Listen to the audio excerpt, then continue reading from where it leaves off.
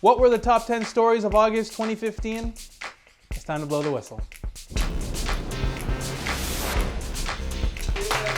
Welcome to the Whistleblower Month in Review, where we recap the top 10 major stories all around the world. So in case you've been living in a coma for the past few weeks, here's what you missed.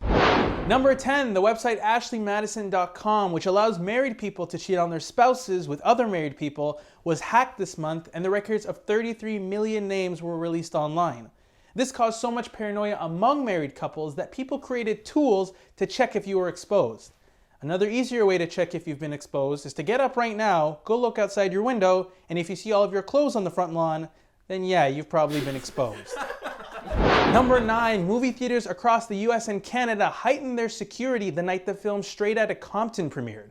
This was apparently to prevent violence from breaking out, but the move has caused uproar amongst the public as they would have preferred heightened security outside the film Fantastic Four to prevent people from entering the theater to watch Fantastic Four.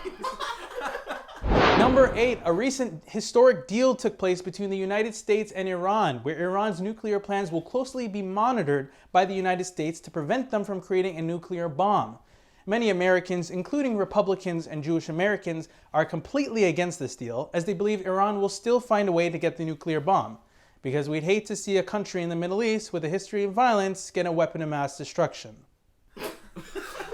Number 7, this month the first US Republican debate took place with GOP candidates including Donald Trump. One of the biggest highlights of the debate was candidates accusing Donald Trump of buying off politicians and other people to gain support in the polls. If you ask me, I think Donald Trump would make an excellent president of the United States.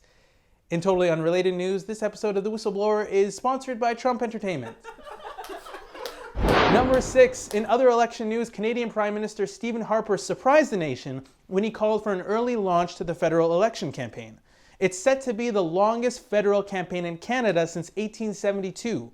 One news site said this election promises to be costly, nasty, and long, which also conveniently sums up Stephen Harper's reign as Prime Minister of Canada. Number 5, a city named Tianjin in China was shook this month after a massive chemical explosion occurred at a container store station, leaving over 100 people dead and hundreds of others injured. Chinese authorities are currently investigating a mass amount of dead fish floating in the river only a few kilometers from the explosion site. Authorities denied that the explosion had anything to do with the dead fish, claiming, no, the fish just drowned.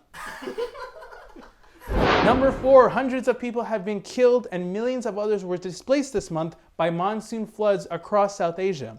One of the most affected areas was Myanmar, Burma, where the Rohingya Muslims are currently facing a genocide by the Burmese government. Myanmar's president and supporter of the genocide, Thein Sein, was suspected of being killed in the floodings.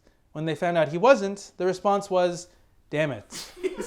Number 3, to help India's sanitation and hygiene problem, Dr. Bindeshwar Pathak has built 1.3 million toilets in India, where nearly 500 million people defecate in the open.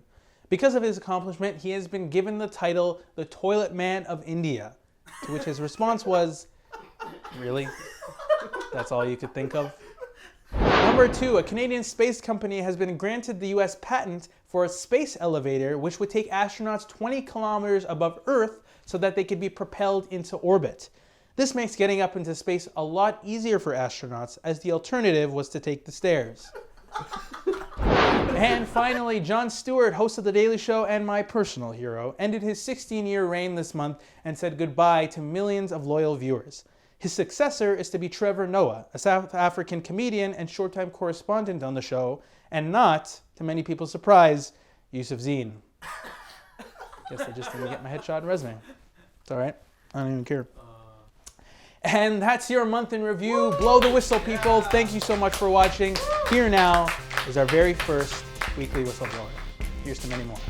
Hi, my name is Salman, and I'm from Mississauga, Ontario, and I want to blow the whistle on lack of accountability of corporations towards their communities, societies, countries, and their planet. Blow the whistle.